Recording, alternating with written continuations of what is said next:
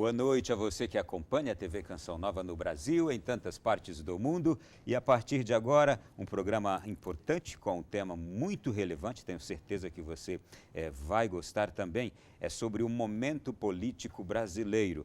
Eu já gostaria de chamar aqui à nossa mesa os convidados especiais de hoje. Antes da introdução, gostaria de cumprimentar Pedro Gontijo, membro da Comissão Brasileira Justiça e Paz, professor do Departamento de Filosofia da Universidade de Brasília e doutor em Filosofia da Educação pela Unicamp. Bem-vindo, Pedro. Obrigado, Ronaldo. É um prazer poder estar contribuindo mais uma vez aqui no seu programa. É um caro amigo que sempre volta aqui ao nosso programa. Outro também que está voltando hoje é o Dr. Carlos Eduardo Freitas, consultor econômico, especialista em economia brasileira. Ele é economista do Banco Central do Brasil e foi chefe do Departamento Econômico do Banco Central. Dr. Carlos, seja bem-vindo. Muito obrigado. Também estou voltando aqui com muita alegria, com muita honra.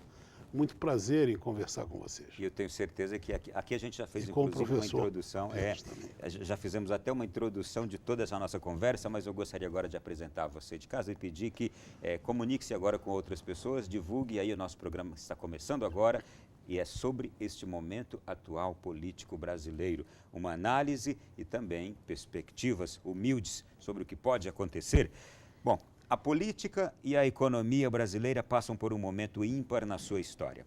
Depois de anos de vigor econômico e crescimento, o país voltou a emplacar índices negativos de 2 décadas atrás. O Congresso Nacional enfrenta fragilidade, crise neste início de ano, tendo seus presidentes, Câmara e Senado, envolvidos em investigações. Assuntos que repercutiram no ano passado, como o impeachment da presidente Dilma Rousseff, voltaram mais uma vez com força depois de novas denúncias vindas de delações premiadas feitas por investigados na Operação Lava Jato. A crise econômica, que afeta os cofres do governo, também incomoda a mesa do brasileiro. Já são 10 milhões de desempregados entre os cidadãos economicamente ativos. E ontem tivemos a maior demonstração de insatisfação da história, com um número jamais visto de brasileiros nas ruas, protestando contra tudo isso e, por esse motivo, pedindo a saída do governo. Uma panela fervendo é o que nós temos neste momento da nossa política e é o que vamos tratar no Além da Notícia desta noite. Doutor Carlos, já deixaria o senhor livre para uma introdução também, depois de tudo isso aqui que já abrimos o programa. Pois bem, é claro que os problemas econômicos e políticos estão intimamente ligados. Em geral, as doenças do organismo econômico se manifestam na política, elas se afloram em crises políticas. No caso atual, evidentemente, houve isso, mas houve também, a meu ver, uma contraparte, quer dizer, houve o evento novo, novo, mas que já vem de alguns anos, de algum tempo, o Brasil vem numa trilha com o poder judiciário independente, com a independência do Ministério Público, vem havendo uma série de fatos novos, não é? De tal sorte que a punição num nível mais elevado da sociedade vem aparecendo, ou seja, políticos podem ser punidos, já um número muito grande, mandatos de governadores foram cassados, prefeitos, vereadores. Agora, inclusive, há um processo no Tribunal Superior Eleitoral sobre o próprio mandato da presidente e do vice-presidente da República. Então, isso hoje tornou-se uma coisa nova, um fato que também interfere nas questões econômicas. Então, eu acho que nós temos uma interligação entre os dois. Há uma crise política, há uma crise econômica. Mas eu sou extremamente otimista, porque as instituições estão funcionando. Todo esse problema está sendo discutido e resolvido pela via do Judiciário, do Congresso e com amparo na legislação, de maneira que isso me dá uma esperança de que, de fato, o Brasil esteja sendo passado a limpo e essas obras, naturalmente, quando você faz uma obra, você põe uma placa, né? Desculpe o transtorno, mas nós estamos trabalhando para que você tenha mais conforto e uma vida melhor. Nós estamos em obras, nós estamos com o país em obras. O senhor usaria essa mesma figura.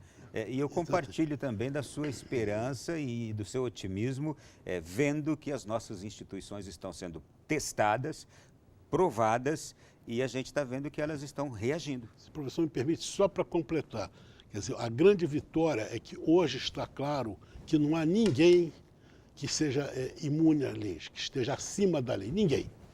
Ninguém está acima da lei.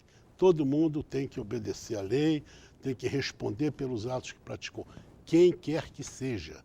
E isso é muito importante. Esse aqui é, eu acho, o ponto mais fundamental, o ponto crucial que nós temos. Pedro Gontijo, também fique livre para a sua introdução. Eu quero referendar a análise feita pelo Dr. Carlos. Diz assim, inclusive hoje, com o nível de divulgação que tem, tudo, né? Nós estamos 24 horas no ar com notícias, né? Então, o próprio processo de fiscalização do funcionamento das instituições, né, é o tempo todo acompanhado. Então, por exemplo, se de um lado muitos levantam questionamentos com relação ao próprio funcionamento do Ministério Público nessas questões, ou do Judiciário, ou da imprensa. Então, isso está sendo discutido nas redes, nas redes sociais, nos telefones, nos e-mails, nas redes, nos computadores. Então, vai ficando muito claro, por exemplo, se alguma outra conduta, né, de juiz, de promotor, etc. e tal, começar de repente a ser muito seletiva, a ser muito parcial. Sim. Isso tudo vai começando a ficar evidente porque as pessoas vão discutindo e vão polemizando. E a gente conversava aqui antes de entrar no ar, inclusive, que esse próprio aspecto judiciário, até bem pouco tempo, era como que uma caixa preta, como algo meio que intocável. E hoje está na discussão. A gente vê, por exemplo, uma nota recente da Associação dos Juízes para a Democracia fazendo uma série de questionamentos a proposições do Ministério Público. Então, tudo isso mostra o quê? Que tudo precisa ser realmente debatido. A gente precisa ser convencido, tem que ter argumentos. Não basta só o argumento de autoridade, mas tem que ter autoridade do argumento. E tem que ter lisura. Tem que ter lisura. A sociedade está exigindo, inclusive, lisura, até por parte daqueles que estão investigando, daqueles que estão cuidando. Esquecemos de incluir a imprensa, que o senhor lembrou muito bem. A imprensa e as redes sociais. Quer dizer, a liberdade de imprensa e de informação é fundamental, porque coloca tudo à vista, em tempo real quase. Então, isso tem dificultado enormemente. Eu posso até falar, eu trabalhei muitos anos no Banco Central, ocupei cargos de direção, e minha grande aliada era a imprensa. Porque, professor, se não há agendas paralelas, o senhor pode colocar tudo na mesa. Não, ótimo. Não há nenhum problema. É verdade. E, assim, e hoje, por exemplo, com o próprio desenvolvimento das redes sociais, quando alguns dos grandes veículos de comunicação, porque na verdade os grandes veículos de comunicação são grandes empresas, como grandes empresas também têm seus interesses, né? Então, quando escondem, imediatamente as redes sociais começam a denunciar. Então, eu diria assim, eu também tenho muita esperança de que o momento que a gente está vivenciando é um momento muito, muito rico. A gente precisa tomar alguns cuidados para que a gente possa não perder a riqueza desse momento que o Dr. Carlos ressaltou bem, inclusive historicamente, no sentido de que antes políticos eram intocáveis, hoje não são, né? Então a gente precisa conseguir garantir que, de fato, de todos os espectros políticos, onde tem alguma irregularidade, possa se investigar, possa dar o devido direito de resposta, o processo legal tem que caminhar adequadamente, ou seja, não se pode... a vontade de ver a justiça fazer não pode transformar a justiça em justiçamento, né? Tem que, na verdade, a justiça precisa também caminhar com a celeridade, mas com a prudência necessária para que depois seus atos não sejam questionados, revisados, e a gente vai ver, de repente, gente que não poderia se safar daquilo que é o processo investigativo, né, que é necessário. Então, é um momento bastante rico e a gente precisa só cuidar, na minha avaliação, de algo que tem me preocupado ultimamente, eu tenho falado em algumas palestras, que a gente precisa evitar, por exemplo, uma postura um tanto quanto maniqueísta.